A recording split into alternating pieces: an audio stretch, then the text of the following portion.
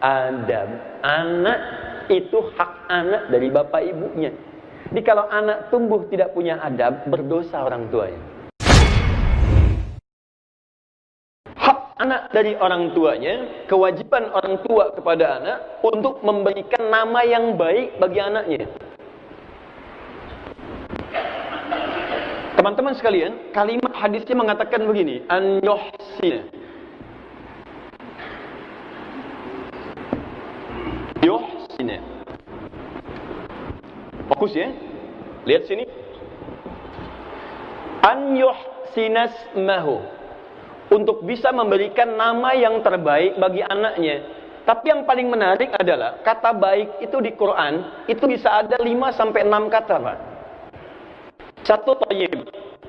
Thayyib. Quran surah kedua ayat 168. Ya ayyuhan nasu kulu mimma fil ardi halalan thayyiban. Ya, Quran surah 2 ayat 168 paling kanan sebelah bawah. Saya pernah dan sering sampaikan ini, kalau disebutkan thayyib itu artinya kebaikan yang menghasilkan hasil langsung kepada fisik. Ya, jadi kalau disebutkan pada orang Arab kaifa haluk ana thayyib. Bagaimana kabarnya? Saya baik. Thayyib itu artinya fisiknya sehat, kuat, tidak ada masalah. Makanya di ayat ini dikatakan kalau Anda mau cari makan dengan cara yang halal. Dari yang halal itu cari yang menyehatkan tubuh Anda, membuat fisik Anda baik. Misal Anda punya uang 5.000, kemudian ingin mencari makanan dengan 5.000 yang halal itu, cari makanan terbaik yang membuat fisik Anda sehat. Tidak semua makanan harus dimakan. Dan semua yang diinginkan harus dikonsumsi. Prinsip Quran yang membuat Anda sehat itu yang kemudian kita ambil dan kita konsumsi. Itu yang disebut dengan thayyib. Paham sampai sini? Baik. 2, ada yang disebut dengan khair. Quran surah ketiga ayat 110. Paling kiri sebelah atas di mushaf. Ya. Kuntum khaira ummah. Kalian umat yang terbaik. Kalau disebutkan khair, teman-teman sekalian, fokus baik-baik. Kalau disebutkan khair, maka yang dimaksud sifatnya. Sifatnya. Sifat jujur itu khair. Sabar itu khair. Tawadhu itu khair. Ada orang fisiknya sehat tapi sifatnya kurang baik.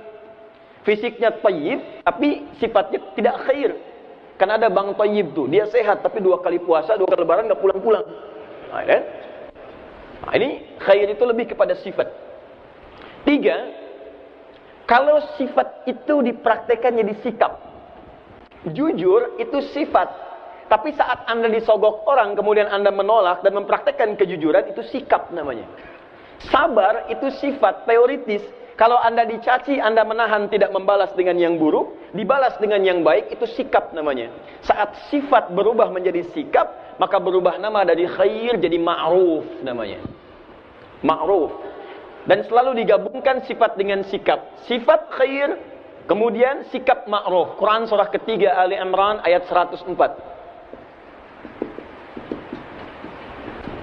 Wal takum minkum ummah yad'una ilal khair wa ya'muruna bil ma'ruf. Ayo persiapkan satu kelompok generasi. Ayo, boleh bikin organisasi, bikin ormas, bikin kelompok kecil-kecil. Apa visinya? Sama-sama mengajak pada kebaikan dan mempraktekkan kemuliaan. Boleh, silakan. Ya, misalnya di level sekolah ada OSIS, ya, ada kemudian kelompok-kelompok yang lainnya misalnya, atau di masyarakat, atau misalnya kelompok pengajian, silakan sama-sama mengajak pada kebaikan. Dan setiap kebaikan itu diperlombakan. Lomba itu yang disebut dengan fastabiqul khairat. Quran surah kedua ayat 148. Ya, paling kanan sebelah atas. Walikulli wijhatun huwa muwalliha fastabiqul khairat. Ya, setiap bagian tertentu, kelompok atau bahkan personal, itu punya kecenderungan mungkin yang tidak sama.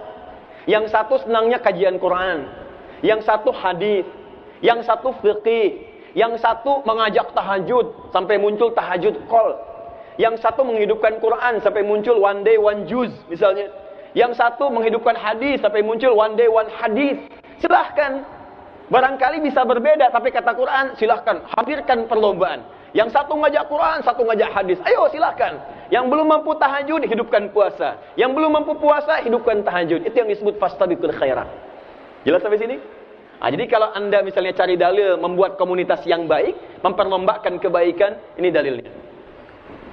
Nah, cuma dalam kehidupan itu, maaf, mohon izin, tidak setiap kebaikan mungkin dikerjakan karena Allah.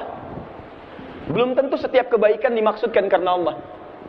Ya, maaf, ambil contoh yang umum saja. Saya tanya pada Anda, ada non-muslim yang jujur? Ada. Ada non-muslim yang tidak mau menerima sogokan? Ada. Ada yang non-muslim yang sabar?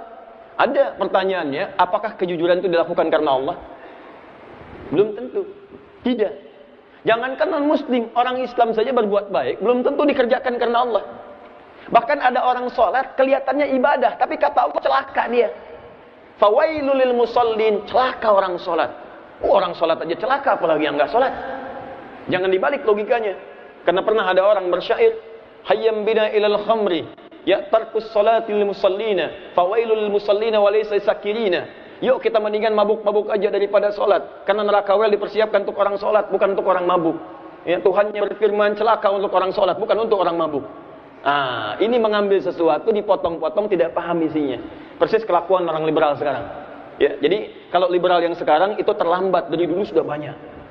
Dan sudah diatasi oleh ayat-ayat Quran. Cara berpikirnya, yang sholat saja bisa celaka, apalagi yang nggak sholat. Tapi apakah setiap orang sholat celaka? Tidak. Teruskan ayatnya, jangan dipotong. Alladzina hum an sholatihim sahun. Yang lalai dalam sholatnya. Lalai bagaimana? Apakah yang lalai lupa bacaan? Apakah yang lalai lupa rakaat? Bukan. Kalau yang lalai lupa bacaan, lupa rakaat, bukan lalai pada pribadinya, barangkali karena banyaknya godaan setan yang terkumpul dalam benaknya. Buka Abu Daud misalnya, nomor hadis 857. Saat Anda mulai bertakbir saja, Allahu Akbar, itu kata Nabi, fayaqulu udhkur kada, udhkur kada. Setan itu sudah mengisi benak kita dengan berbagai macam hal. Silakan praktekkan saat syuruk, nanti saya beri kesempatan. Anda belum takbir begini, itu kita bisa konsentrasi itu. Bisa tenang. Tapi begitu Allahu Akbar, benar kata Nabi, Allahu Akbar, muncul tuh. Wah, handphone belum dijawab, ini miss call belum dianu, kendaraan diparkir ada orang lewat dan sebagainya. Bahkan yang saya sampaikan sekarang itu bisa muncul. Kata Ustaz Adi akan muncul gini, itu setan itu, bukan Ustaz Adi. Datang dia. Ya. Hatta la yash'ural musalli kam raka'atan yusalli. Sampai orang salat itu bisa enggak sadar berapa rakaat sedang menunaikan salatnya. Tapi yang dimaksud bukan alladzina hum an salatihim sahun, alladzina hum yura'un, yang riya dalam salatnya. Orang salat pengen dilihat Allah, menghadap Allah. Dia salat pengen dilihat orang lain. Emang dia aja yang bisa ke masjid? Saya juga bisa, saya tunjukin nih, saya juga ada di Al-Azhar. Bahkan sebelum sholat, imam takbir dia selfie, ceklik.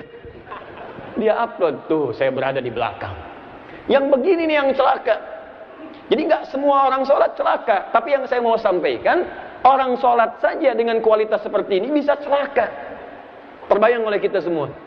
Jikalau pekerjaan tidak dilakukan karena Allah, maka ada persoalan tersendiri. Nah sekarang kalau kebaikan yang dimaksud, ma'rufnya, tayyib, khair, ma'ruf, dikerjakan karena Allah. Sholat karena Allah, baca Quran karena Allah, ta'lim karena Allah. Bahkan yang paling sederhana, minum karena Allah. Dia baca bismillah, bismillahirrahmanirrahim, minum. Bismillahirrahmanirrahim, berangkat kerja. Bismillahirrahmanirrahim, bekerja. Bismillahirrahmanirrahim, kuliah. Itu ketika Anda kerjakan, tercatat nilai ibadahnya. Nah, perilaku Anda yang seperti ini, itu dalam bahasa Quran disebut dengan ihsan namanya. Ihsan. Mengerjakan sesuatu menjadi ibadah karena Allah Subhanahu wa taala. Dari mana taunya? Hadis Nabi kemudian di hadis riwayat Muslim nomor hadis yang ke-8 diambil oleh Imam An-Nawawi, ditempatkan di Al-Arba'in nomor hadis yang kedua. Ketika malaikat datang menyamar bertanya tentang ihsan, Nabi menjawab, anta'budallaha ka'annaka tarahu fa illam takun tarahu fa innahu yarak. Anta'budallaha, engkau menjadikan aktivitasmu sebagai ibadah karena Allah. Bukan aktivitas biasa. Tidur jadikan ibadah, makan ibadah, minum ibadah, nulis ibadah. Makanya setiap aktivitas kita selalu didahului dengan doa. Silahkan cek, tidak ada dalam Islam yang nggak ada doanya. Silahkan cek, bandingkan dengan hal lain yang dianggap sebagai agama atau kepercayaan. Demi Allah saya katakan, hanya di Islam setiap aktivitasnya itu ada doanya. Spesifik lagi. Bangun tidur kita punya doa khusus. Gak bisa doa bangun tidur dibaca saat akan tidur. Beda Pak. Silahkan cek. Mau makan ada doanya. Minum ada doanya. Antum masuk masjid ada doanya.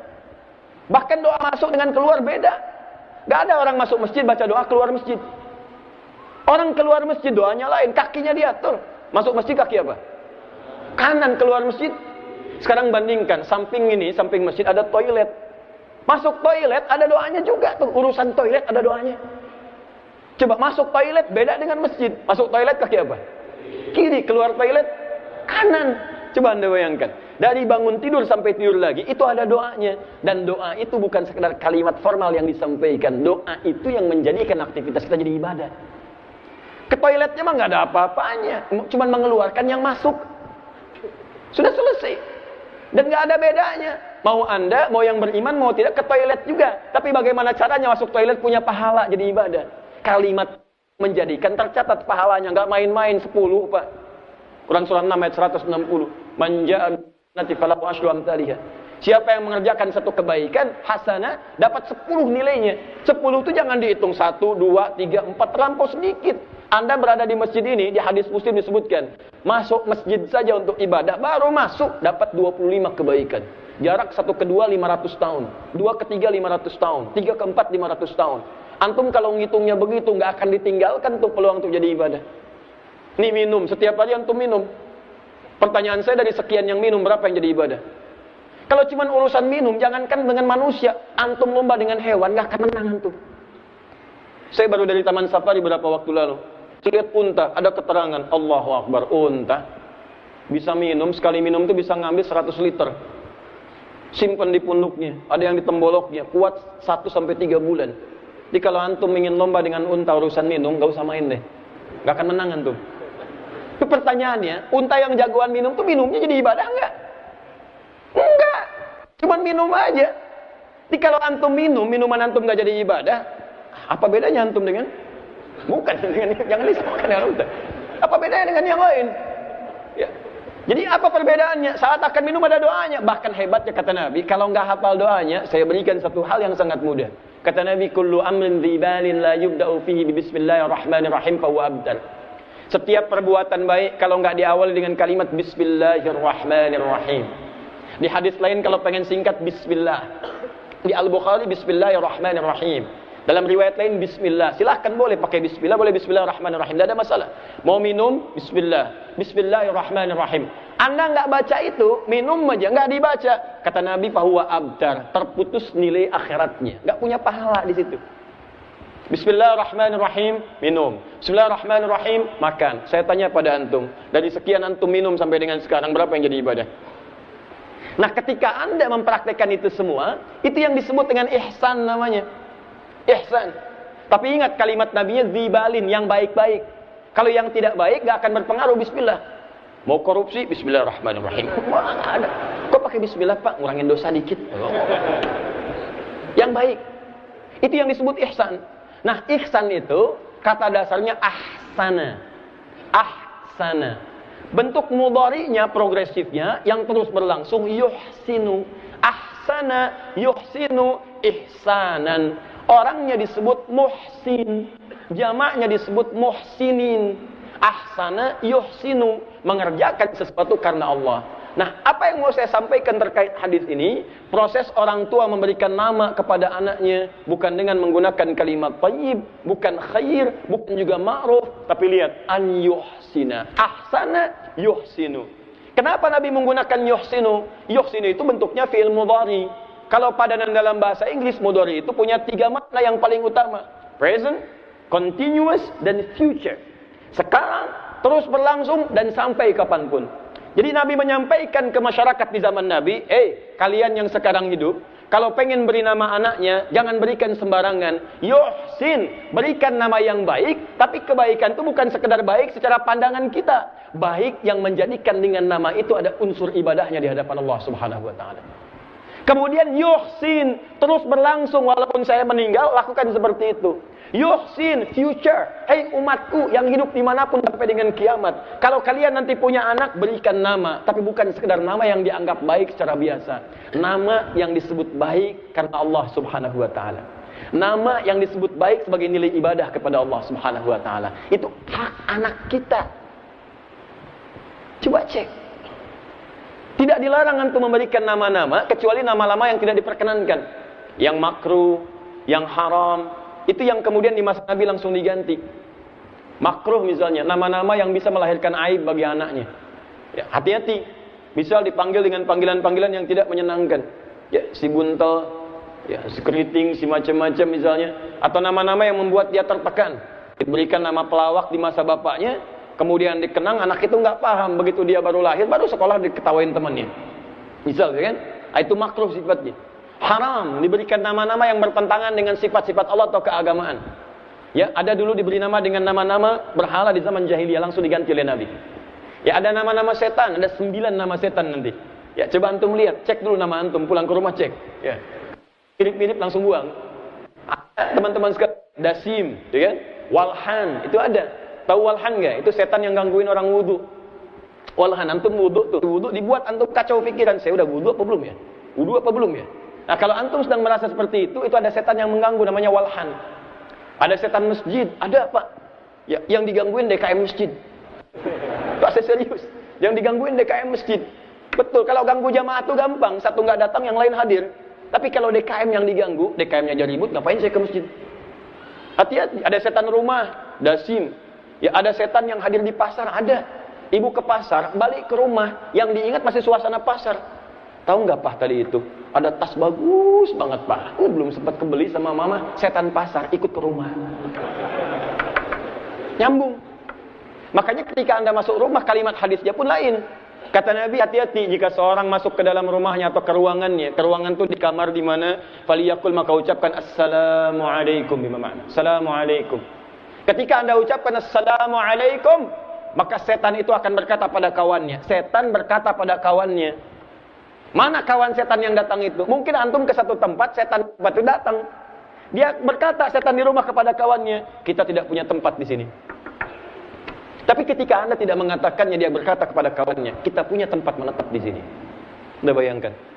Makanya setan pasar datang sampai malam kebayang sebelum tidur. Pak, yang tadi mama ceritakan tadi pagi itu bagus banget Pak. Ma, tas itu fungsinya menampung isi yang baik untuk kehidupan. Uang, ya. Buku taklim, sepanjang namanya tas fungsinya nggak akan berubah. Yang ada itu yang bisa mengantarkan mama ke surga. Oh iya Pak ya, insya Allah Pak. Tapi yang tadi juga bisa Pak ke surga. Oh betul. Nggak selesai. Kembalikan ke sini. An yuhsina ihsan. Pastikan nama-nama yang kita lekatkan pada anak itu bukan sekedar dipandang baik, tapi punya nilai ibadahnya. Ini poinnya. Contoh. Prakteknya begini ya. Tapi kalau yang sudah ada, tinggal diisi saja. Tinggal diisi. Tidak perlu kemudian diotak-atik lagi kalau sepanjang itu baik. Lihat sini. Imran menikah dengan Hanna. Hanna. Menikah dengan Hanna. Gini ya. Kalau saya buat sama dengan, nanti Imran sama dengan Hanna. Kemudian Hanna mengandung. Sedang hamil, bernazar kepada Allah. Nah ini poinnya, supaya anaknya bisa menjadi anak yang sangat dekat dengan Allah. Alhamdulillah, rajin ibadah, dekat, dan seterusnya. Kemudian setelah itu singkirkan. Quran surah ketiga ayat 36. Kalau antum mau baca dari kisah tadi bernazarnya dari 35, sekarang masuk 36-nya. Falamma wada'atha qalat rabbi inni wada'tuha untha. Ketika lahiran, yang lahir perempuan, harap-harap laki-laki, yang lahir perempuan. Anak itu unik, pengen cepat, rasa lambat. Pengen lambat, ada lagi, itu kan? Cepat. Pengen laki-laki, muncul perempuan. Pengen perempuan, muncul laki-laki. Karena ketika Allah menetapkan jenis kelamin untuk anak, itu adalah bagian dari cara Allah menyempurnakan sifat-sifat di kedua orang tuanya dan keluarganya. Kadang berharap laki-laki diberikan perempuan, karena sifat perempuan itu sifat yang paling mulia untuk menyempurnakan keadaan di orang tuanya. Kadang-kadang pengen anak yang seperti ini tapi dibuat aktif. Kenapa dibuat aktif? Supaya menggali potensi kedua orang tuanya. Ada yang dibuat diam, supaya orang tuanya lebih kreatif dalam mendidik anaknya. Ada. Jadi anak itu unik Pak, karena Allah memberikannya untuk menyempurnakan keindahan dalam keluarga. Jadi begitu dilahirkan perempuan pengen laki-laki, kata Allah, lihat kalimatnya. Wallahu a'lamu bima wada'at wa laysa dzakaru kal untha. Hei, aku lebih tahu keunggulan perempuan ini untukmu dibandingkan dengan laki-laki. Kalau bahasa bebasnya, perempuan pun punya keunggulan dibanding laki-laki. Jadi perempuan punya keunggulan. Jangan dipertentangkan, ini anugerah. Jadi kalau antum ada perasaan demikian, nanti laki-laki lahir perempuan, syukuri itu. Karena ternyata Allah memberikan apa yang antum butuhkan. Ingat, Allah hanya mengabulkan apa yang Anda butuhkan, bukan apa yang Anda inginkan. Jika keinginan Anda sesuai kebutuhan, dikabul. Tapi ketika keinginan tidak sesuai dengan kebutuhan, maka Allah memberikan yang terbaik untuk urusan dunia akhirat Anda. Yang paling menarik, begitu lahir anaknya perempuan, ini yang saya sebut ihsan. Maka langsung diberi nama oleh ibunda dengan nama sesuai dengan harapannya sebagai anak yang mendekat kepada Allah untuk urusan ibadahnya. Wa inni sammaituha Maryam, diberi nama Maryam. Apa artinya Maryam? Itu harapan tadi. Yang dekat dengan Allah, rajin ibadah, iffah, bisa menjaga diri dari hal-hal yang buruk. Itulah yang dimaksud dengan ibadah. Jadi kalau antum ingin berikan namanya pada anak, masukkan unsur ibadahnya karena Allah Subhanahu wa taala. Misal anak pertama saya pengen jadi penghafal Quran, ahli tafsir Quran. Berikan nama Muhammad Mufassir Al-Quran. Muhammad yang senang dengan tafsir Al-Quran. Muhammad yang mampu menerangkan isi Al-Quran. Jadi ketika Anda niatkan pemberian nama untuk ibadah kepada Allah Subhanahu wa taala, maka dituliskan pahala di dalamnya. Baru dari namanya tuh. Ketika itu diteruskan jadi ikhtiar seperti Hana dengan Imran berikhtiar untuk mewujudkan makna dari nama itu. Apa yang mereka lakukan? Dibikinkan tempat yang dengan tempat itu dia dididik untuk dekat dengan Allah, dibuatkan mihrab. Setelah itu dicari guru. Guru yang bisa membimbing Maryam ini tumbuh sesuai dengan makna namanya. Dicari orang soleh, pintar yang soleh. Yang pintar banyak. Tapi apakah setiap yang pintar soleh? Belum tentu. Yang pintar dan soleh pada saat itu Zakaria alaihi salam. Pamannya sendiri. Ya, maka kemudian apa yang terjadi? Ketika ikhtiar ini sempurna, namanya diberikan unsur ibadah. Diberikan tempat untuk menjaga dari hal yang buruk, fokus bisa ibadah. Dicari orang soleh untuk membimbing ibadah sekaligus dia pintar. Diterima ikhtiarnya oleh Allah. Baca ayat 37-nya. Fataqabbalaha rabbuha. Semua ikhtiar ini diterima. Ketika orang tua berikhtiar kemudian diterima, apa yang terjadi? Allahu Akbar. Wa ambataha nabatan hasana. Qabbalaha rabbuha biqabulin hasanin. Ya, lihat baik-baik. Fataqabbalaha rabbuha biqabulin hasanin. Wa ambataha nabatan hasana. Kemudian dirawat, kata Allah, saya akan merawat dia sampai dengan tumbuhnya. Dijaga oleh Allah tuh. Ya, tapi yang penting antum lihat, Imran itu bukan nabi. Bukan nabi, bukan rasul. Maryam bukan nabi, bukan rasul. Kenapa dibuat kisah yang bukan nabi, bukan rasul? Supaya jadi contoh bagi kita. Sehingga kita tidak ada cara lagi untuk ngeles. Oh, Nabi Ibrahim kan nabi, beliau kan rasul. Saya kan bukan nabi. Nih saya turunkan yang bukan nabi, yang bukan rasul. Dia bisa, kenapa kamu tidak? Wa kafalaha Zakaria, kullama dakhala 'alaiha Zakaria al-mihrab wajada 'indaha rizqa. Anda bisa bayangkan, rizkinya dimudahkan oleh Allah. Anda beri nama anak yang baik, berikan cita-cita yang baik, Anda carikan sekolah yang bagus, cari guru-guru yang soleh, cari ikhtiar mencari rizki mewujudkan itu, maka kata Allah, kami yang rawat anak Anda nanti. Gak usah khawatir dengan rizkinya, saya yang dekatkan. Bahkan tanpa kamu sadari dari sisi yang tidak kamu duga.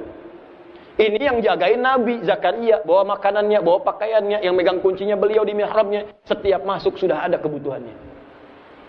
Kullama dakhala 'alaiha Zakaria al-mihrab wajada 'indaha rizqa. Qala ya Maryam anna laki hadha? Maryam, dari mana semua ini? Kata Maryam, qalat huwa min 'indillah. Perhatikan, anak yang dididik dekat dengan Allah untuk beribadah, maka kalimat pertama yang mengalir di lisannya Allah. Beberapa waktu yang lalu ada viral kan? Seorang anak ketika akan disuntik, ya Allah, ya Allah, ya Allah, ampuni aku ya Allah. Dia Masya Allah.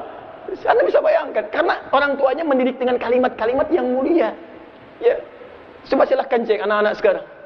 Suntik, yo ayo, yo ayo, yo ayo. Nah, siapa kata yang dimasukkan tuh itu?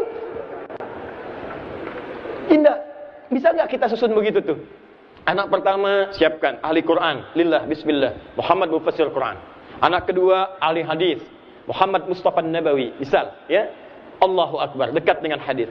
Anak ketiga misalnya ahli fikihnya, Muhammad Faqih Rahman, misal.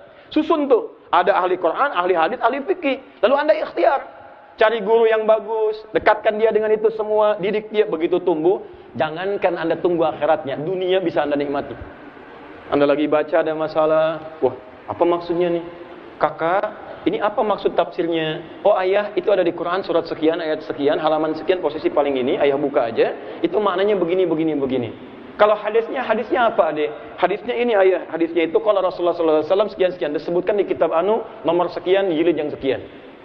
Wah, tapi kalau hukum fikihnya bagaimana? Adik bungsu sini, itu hukum fikihnya menurut 4 madzhab begini ayah, begini di kitab ini dan sebagainya. Allahu Akbar. Kosong pengajian. Beres masalah di rumah. Itu indah. Jangan jauh-jauh deh. Anak Anda berikan nama dekat dengan Quran. Didik dia misalnya untuk menghafal Quran. Dia usia 2 tahun, tiba-tiba baca an-naba amma yatasaalun. Atau Anda pulang dari kantor, gak usah an-naba deh. Al-Ikhlas dia baca. Anda pulang sedang capek dari kantor, tiba-tiba begitu masuk dia di ruang tengah, sambil main dia baca Bismillahirrahmanirrahim, Qul huwallahu ahad, Allahus samad, lam yalid wa lam yulad. Anda bisa menangis dan hilang semua lelah itu. Tiba-tiba Anda pangku anak Anda, main dengan dia dan sebagainya. Ada kebanggaan luar biasa. Demi Allah saya katakan, gak akan lelah antum dalam urusan dunia. Apalagi ketika dia sampai pada juz yang terakhir, pada surah yang terakhir, di ayat yang terakhir, Anda seakan mendapatkan satu anugerah yang tidak bisa diganti dan dinilai dengan apapun. Uang Anda gak akan ada nilainya. Begitu dia mengatakan di akhir hafalannya, bahkan dia pun bisa menangis. Di Al-Baqarah dia berjuang membaca An-Nas yang mudah, itu lisannya bisa berat karena tangisan mengalir dalam jiwanya. Begitu mau ditutup hafalannya sempurna, Qul a'udzu birabbin nas, nangis Pak, yakin saya, nangis.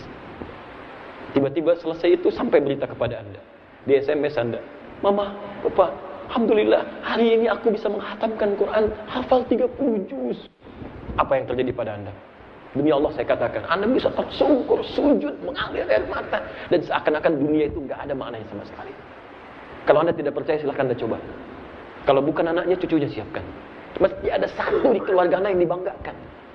Masa iya keluarga sudah banyak, anak berikan sekian, cucu sekian, gak ada satu yang ahli Quran. Siapkan. Seperti ibu tadi, dia pulang dengan penuh kebanggaan, bangga dia di hadapan Allah. 2 jam sebelum meninggal sudah tertawa, sudah siap dia, sudah siap. Dan saya melihat malam ini suaminya begitu ikhlas. Ustaz, doakan insyaallah. Bilang, sudah, anak antum sudah selesai, gak usah dipikirin. Udah, antum maksimalin aja, berikhtiar, anak antum sudah selesai. Sekolahnya sampai S3, sudah selesai, gak usah pikirin. Teman-teman, ahli Quran, Raihan, dia memaksa untuk menghafal Quran. Ibunya bingung. SMA, pokoknya saya pengen jadi ahli Quran. Baca, hafalin 5 juz. Tahu apa yang terjadi? Ikut tes ke Turki kemarin, bersaing dengan 800 orang. Karena belum punya kemampuan bahasa Arab, tidak lulus dari situ. Walaupun diperhatikan. Tapi yang paling menarik, terlihatnya nggak lulus, tapi dia yakin Allah memberikan takdir yang terbaik. Ikut tes sana sini, nggak diterima masuk. Perhatikan, bahasa manusia tidak diterima. Tapi cara Allah ingin mengarahkan dia pada sesuatu yang paling indah. Tiba-tiba dia masuk pada satu kampus yang sangat luar biasa, yang sangat elit luar biasa, didirikan oleh para alumni Jepang yang ibunya pun pernah terlibat di situ. Tapi setiap alumni nggak bisa merekomendasikan anaknya. Datang ke situ, ternyata peraturan ada yang sangat luar biasa. Diterima beasiswa di sini dengan 3 kriteria: 1 bahasa, 2 seni, 3 hafal Quran.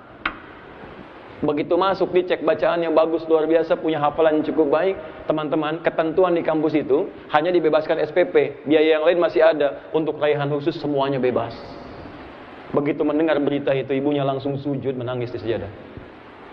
Ahli Quran itu gak akan disia-siakan. Satu ada ahli Quran di rumah, keberkahan sampai ke wilayah rumah, bahkan bisa keluar. Quran diturunkan di Mekah, Mekah yang tadinya buruk jadi baik, ada cahaya di Mekah. Quran diturunkan kemudian di Madinah, Madinah berubah dari Yathrib kotor jadi Madinah bercahaya. Munawwarah diberikan cahaya. Quran turun lewat malaikat Jibril jadi Sayyidul Malaikah, pimpinan malaikat. Quran diturunkan lewat Nabi Muhammad SAW, Nabi Muhammad jadi Sayyidul Anbiya wal Mursalin, pemimpin para nabi dan para rasul yang diutus. Quran diturunkan di hari Jumat, Jumat jadi Sayyidul Ayyam. Ya, hari rajanya hari, pimpinan dari hari. Quran diturunkan di bulan Ramadan, Ramadannya jadi apa? Jadi hari Sayyidus Syuhur, pimpinan di antara bulan. Quran diturunkan di malam hari, malamnya jadi apa? Lailah Mubarakah. Bahkan satu malam itu senilai dengan 1000 bulan. Quran turun di rumah Anda, maksudnya masuk di anak Anda, maksudnya dihafal oleh anak Anda, maksudnya dikuasai oleh keluarga Anda, maka keberkahan akan hadir dan kemuliaan di keluarga Anda.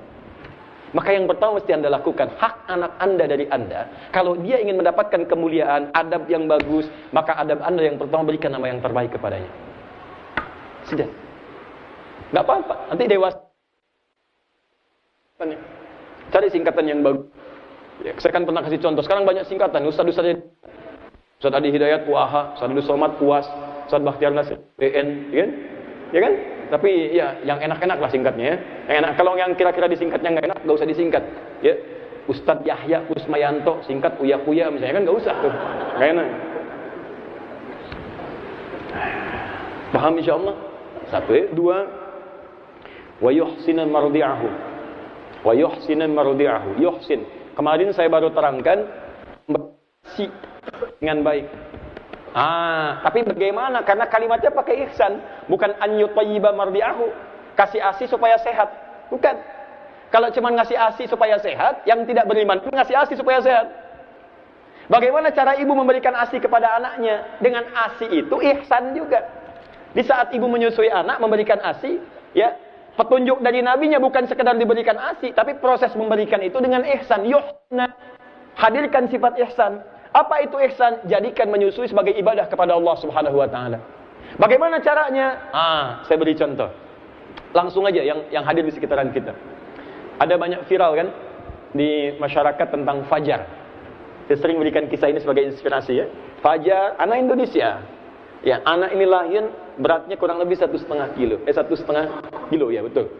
Kemudian divonis lumpuh otak. Ya, bisa bayangkan. Lahir, kemudian beratnya tidak ideal, divonis lumpuh otak.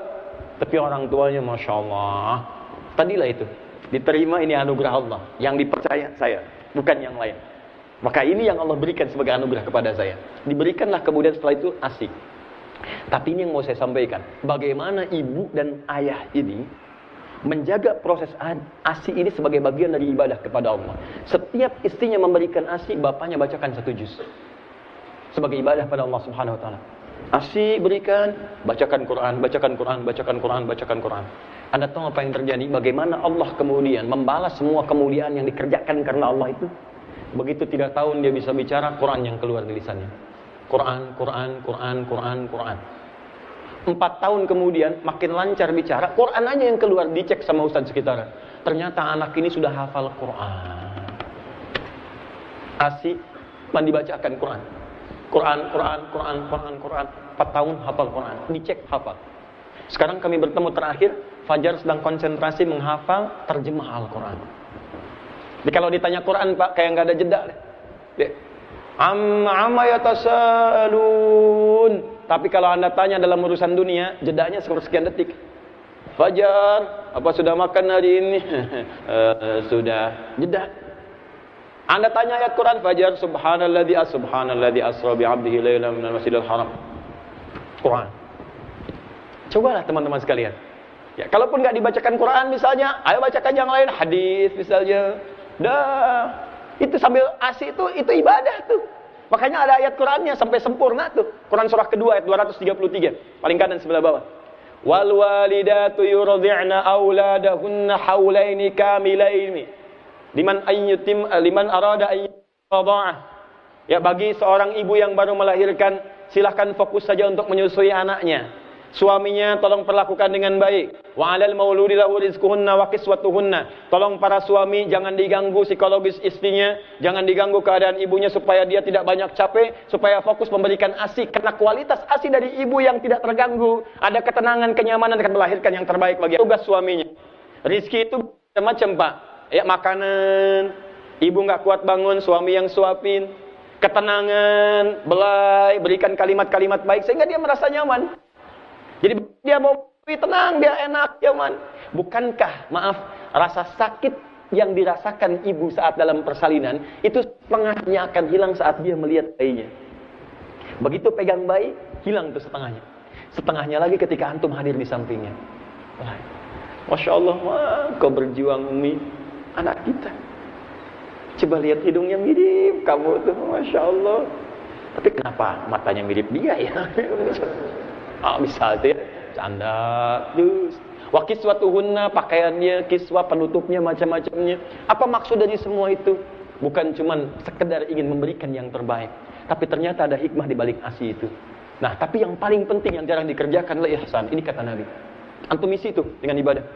Ya, hati-hati Bu ya. Menurut, kalau saran saya, kalau sedang masih diberikan ASI, jangan dibawa ke tempat-tempat yang kurang baik lah. Ya, atau tempat-tempat yang netral tapi suasananya nggak menenangkan. Masih menyusui dibawa ke mall, gitu kan? Dengar lagu, dengar macam-macam, dengar itu. Dia nggak kondusif dalam keadaan dirinya. Paham ya? Terakhir, wa yuhsina adabahu. Ini dia. Yuhsina adabahu, dan memperbaiki adabnya. Adab. Anak itu hak anak dari bapak ibunya. Jadi kalau anak tumbuh tidak punya adab, berdosa orang tuanya. Hati-hati. Adab itu hak anak dari bapak ibunya. Kewajiban bapak ibu memberikan adab kepada anaknya. Baik itu menyekolahkan dia di sekolah yang membuat dia lebih baik karakteristiknya, atau merawat dia di rumah dengan cara yang mulia. Kan pertama di rumah, Pak. Dia nggak akan mendengar Anda mengatakan, katakan yang baik ya. Enggak. Dia hanya akan melihat apa yang Anda katakan. Di setiap Anda berkata sesuatu, anak merekam dan mengikuti Anda. Anak tuh kosong, Pak, Bu. Nggak bisa nyalahkan anak-anak kecil. Dia hanya melihat perilaku orang tuanya. Begitu Anda berkata sesuatu, dia akan ikuti. Anda punya kalimat, dia ikuti. Makanya cara orang tua memberikan adab kepada anaknya, sebelum dia dididik dengan nalarnya, contohkan yang baik-baik. Jadi kalau antum di rumah mencontohkan yang tidak baik, dosa itu. Karena antum tidak memberikan hak anak di antum. Contoh, anak baru tumbuh tuh, belum balik dia. Antum sudah buka tayangan-tayangan yang tidak bagus. Dilihat oleh dia. Kata-kata yang tidak baik. Terdengar oleh dia. Tiba-tiba dia berkosakata seperti antum. Dosa antum. Buset deh, katanya keluar tuh. Anak-anak datang ke sekolahnya, lihat gurunya, buset dah, mana?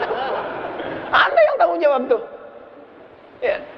Sama, itu dari zaman dulu tuh ada. Makanya indah, Pak. Anda berperilaku baik. Yuhsin, ingat unsur ibadah.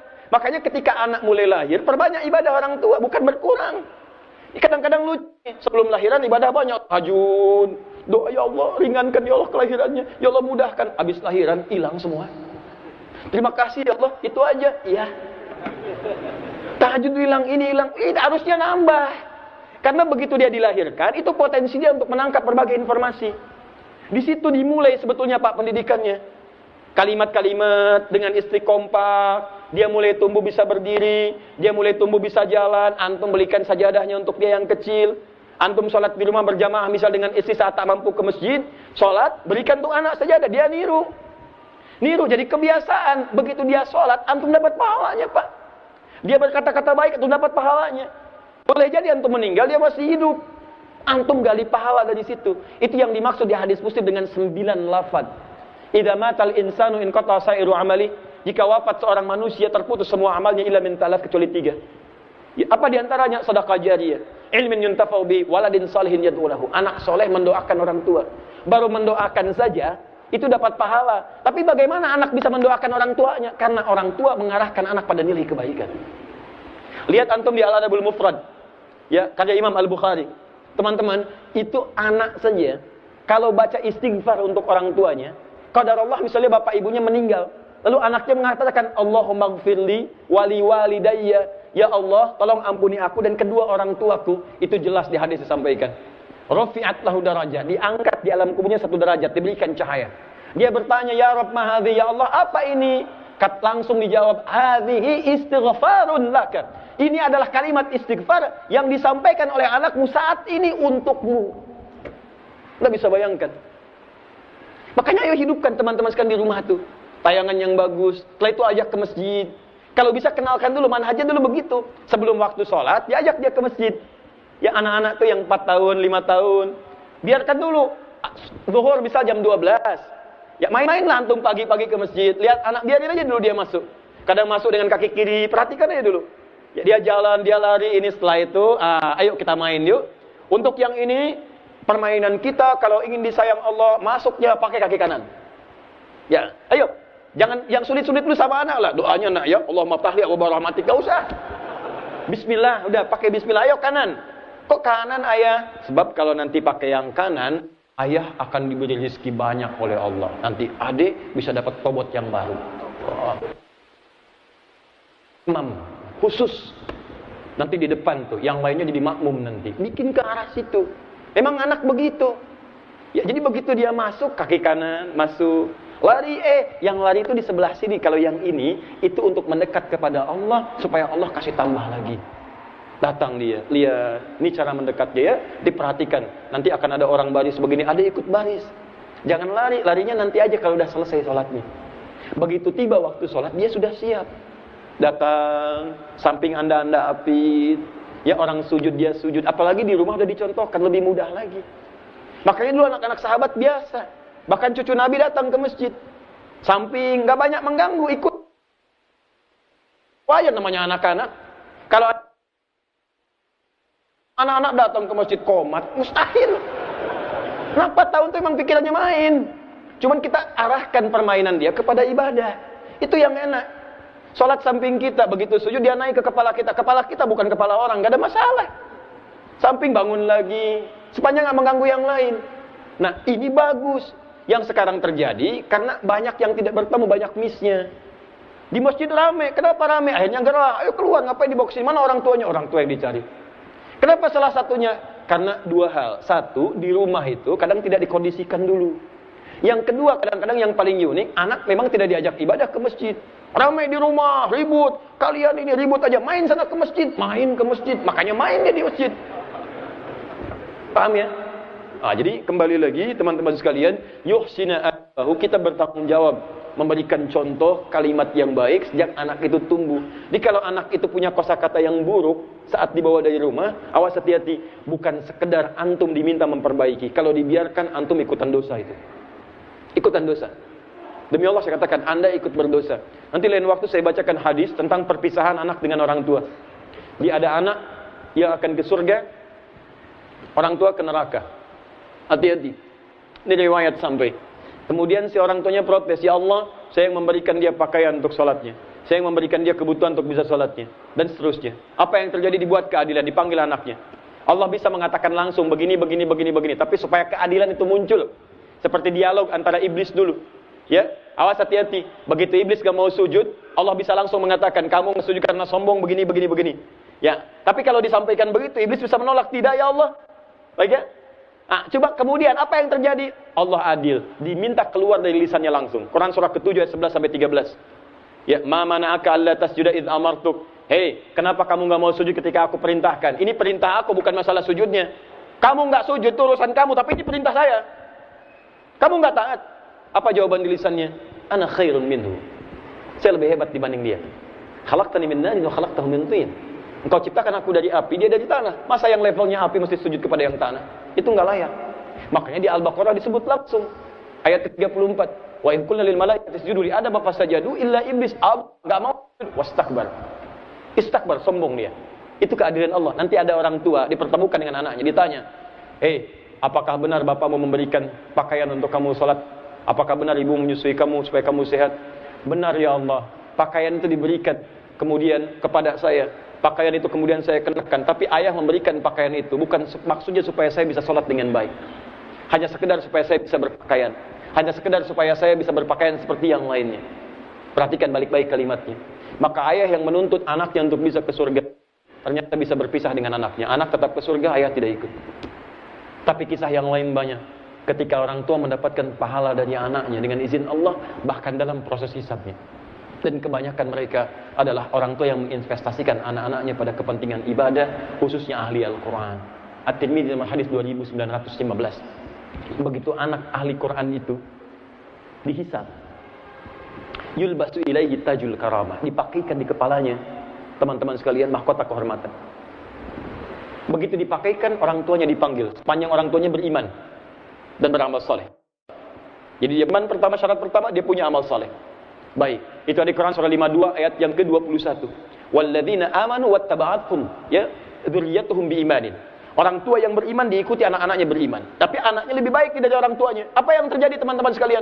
Dipanggil orang tua, dipakaikan langsung mahkota yang sangat berkilau di kepalanya, di tangan anaknya.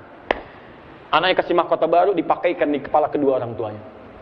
Dan itu disaksikan oleh semua makhluk yang dihisab pada saat itu. Pakai ini. Cahaya yang lebih terang daripada cahaya yang masuk ke dalam rumah seseorang. Begitu dipakaikan, Qurannya bicara langsung kepada Allah, menyampaikan, zidhu. Ya Allah, tambahkan, bedakan fasilitator dengan yang hafal. Orang tua memfasilitasi anaknya belajar, beradab, dekat dengan Quran, dekat dengan sunnah, macam-macam. Fayulbasu ilaihi libasal karamah, dipakaikan jubah kehormatan. Maka tiba-tiba masuklah mereka semua ke dalam surga. Lihat nih, anak gandeng orang tuanya.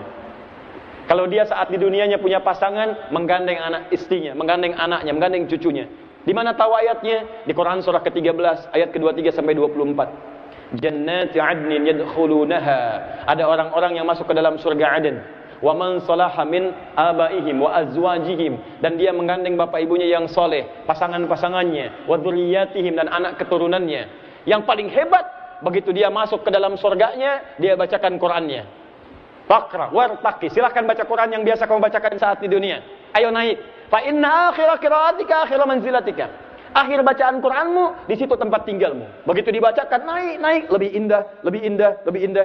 Di situ akan terjadi banyak penyesalan. Kata para ulama, banyak orang menyesal masuk surga. Allah, menyesal masuk surga. Kalau menyesal masuk neraka, biarin aja. Ini masuk surga. Apa yang disesali bukan karena surganya, karena ada yang terkait dengan Quran. Begitu ada yang hafal 5 ayat, wa ulaika humul muflihun, berhenti surganya di situ. Ternyata ada yang naik 10 ayat, fi qulubihim maradun fazadahumullahu marad. Itu lebih indah lagi. Yang 5 ayat mengatakan, ya Allah, kenapa dulu enggak sampai 10 saya? Yang 10 berkata, ya Allah, kenapa enggak sampai 20 saya? Anak-anak Palestina tuh kalau bercanda, anak-anak kecil tuh. Kecil yang sudah hafal 30 juz, dia canda kepada yang 20 juz, 15 juz. Nanti kalau saya di atas, saya dadahin kamu di bawah ya.